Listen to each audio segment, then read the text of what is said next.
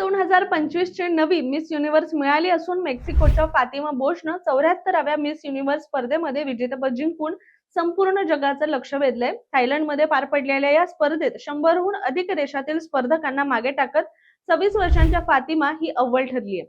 फातिमा केवळ सुंदर दिसणारी मॉडेल नाही तर समाजकार्यात सुद्धा चांगली सक्रिय आहे. ती लैंगिक समानता, महिलांचे हक्क आणि गरीब तरुणांचं शिक्षण यासाठी काम करते. आणि याच सौंदर्य आणि बुद्धिमत्तेच्या बळावर तिने या स्पर्धेमध्ये स्वतःची छाप सोडली आहे.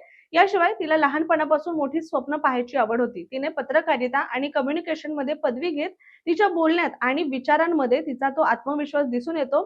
तिचा स्वभाव स्पष्ट बोलणारा आहे. कोणत्याही विषयावर बिनधास्त मत मांडण्याची तिची शैली मेक्सिकोमध्येच नाही तर आता जगभरामध्ये चर्चेचा विषय ठरली आहे.